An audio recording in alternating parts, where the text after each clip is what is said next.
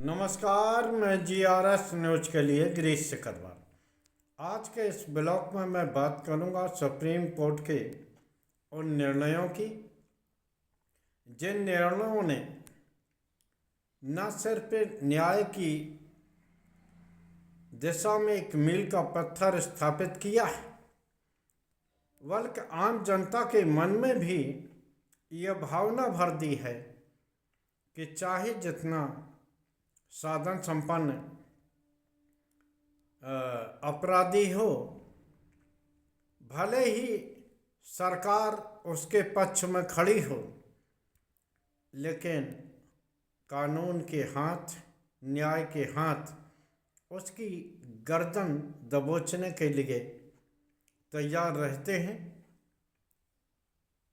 चाहे दो निर्णय कल माननीय उच्चतम न्यायालय ने दिए और दोनों निर्णय ऐसे थे कि जिनको लेकर आम जनता के मन में संदेह था। एक उन्नाव दुष्कर्म पीड़िता के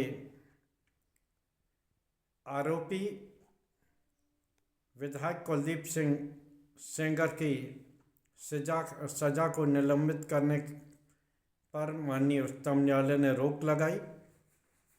और दूसरा, जो अरावली की पहाड़ियों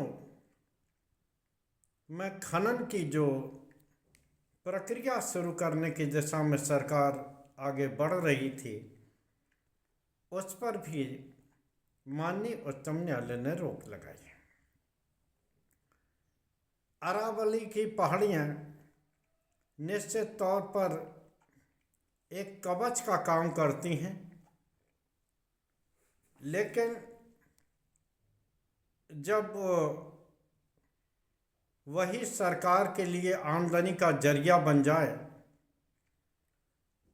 और वो सरकार सत्ता में बैठी हो जो कि संविधान के तहत नहीं,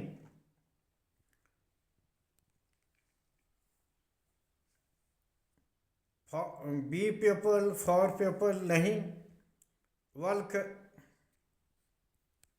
अपने मित्र उद्योगपतियों के लिए अपना दरवाज़ा खोलने वाली सरकार, यहाँ तक कि अपने ही परिजनों को खनन का ठेका देने वाली सरकार, उनको इन आदेशों से निश्चित तौर पर झटका लगा होगा।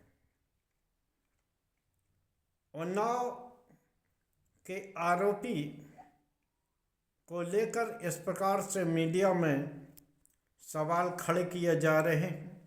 सोशल मीडिया पर भी इस निर्णय को लेकर ट्रोल किया जा रहा है और ये आशंका जताई जा रही है कि किस प्रकार से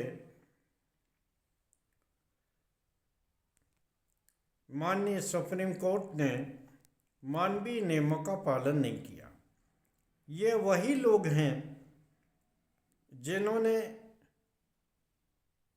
सरकार के रवैये के खिलाफत के कारण, जिन्हें सुप्रीम कोर्ट तक कहा गया, यहाँ तक कि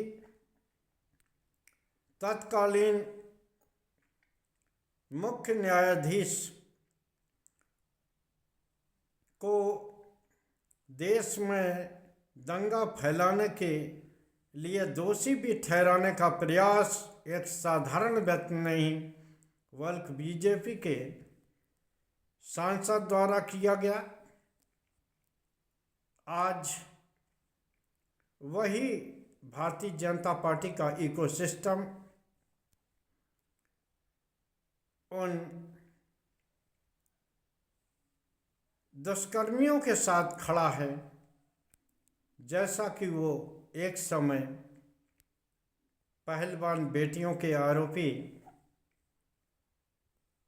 ब्रजभूषण शरण सिंह और गुजरात में बिल्किस बानो के आरोपी की सजा मांग कर बाहर निकालने वाली शक्तियों के साथ खड़ा था। निश्चित तौर पर ये एक तरह से न्यायालय की प्रतिष्ठा को बढ़ाने वाला निर्णय है। हालांकि मैं ये नहीं कहता कि माननीय हाई कोर्ट के जस्टिस ने जिस तरह का निर्णय सजा को निलंबित करने के विषय में सुनाया, उसको लेकर कोई तथ्य नहीं रहेंगे होंगे। वैसे मैं स्पष्ट कर दूं, मैं कानून का जानकार नहीं हूं, लेकिन जिस तरह से, और मैं ये भी आरोप नहीं लगा रहा हूं कि वो दुष्कर्म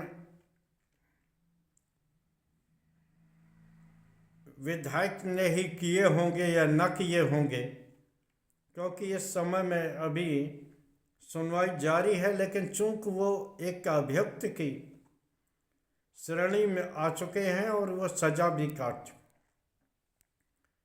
निश्चित तौर पर जिस तरह से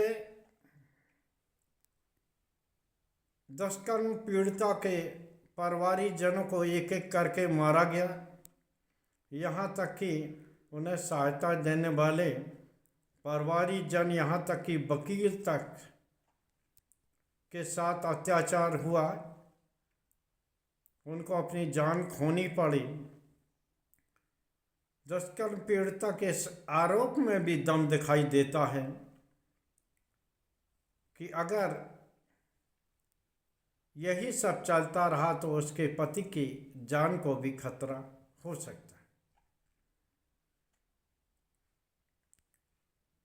दूसरी ओर अरावली की पहाड़ियों को लेकर जिस प्रकार से देश में माहौल बना,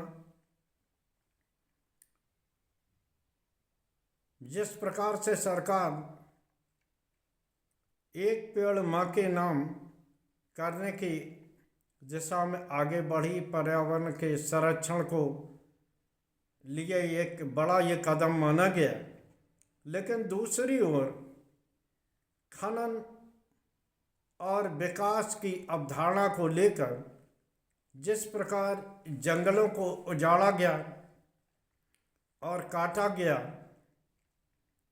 उसको लेकर सवाल तो खड़े हुए। सरकारें केवल अपनी जेब देखती हैं, किस प्रकार से उसका सरकारी खजाना भरा रहे, भले ही आम जनता कितनी ही परेशानियों में रहे। बाहर से सस्ता तेल आया, लेकिन देश के आम जन को, उपभोक्ता को कोई राहत नहीं दी गई, सरकारी खजाना भरता रहा। इसी प्रकार जहाँ से भी उन्हें सरकारी खजाने को मजबूत करने की राह निकलती दिखती है, सरकार उस ओर आगे बढ़ जाती है। माननीय उच्चतम न्यायालय ने इन पर निर्णय देकर यह दिखा दिया है कि निश्चित तौर पर इस बदलते समय में भी अभी कुछ न्यायाधीशों की रीढ़ सीधी है और न्याय अभी भी किसी न किसी कोने में बचा हुआ है। न्याय की ज्योत अभी जल रही है। क्या होगा, क्या नहीं होगा, ये देखने वाली बात होगी। लेकिन जिस तरह से ट्रोलर निकल पड़े हैं और वो कुलदीप सेंगर के पक्ष में बोलते दिख रहे हैं, यहाँ तक कि जंतर मंतर पर जहाँ दुष्कर्म पीड़िता या उनके सहयोगी संगठन प्रदर्शन कर रहे थे, वहाँ भी वो ट्रोलर्स पहुँच गए और ऐसी स्थिति बनाने की कोशिश की जिससे कि पुलिस को कार्रवाई करने का मौका मिले। खैर,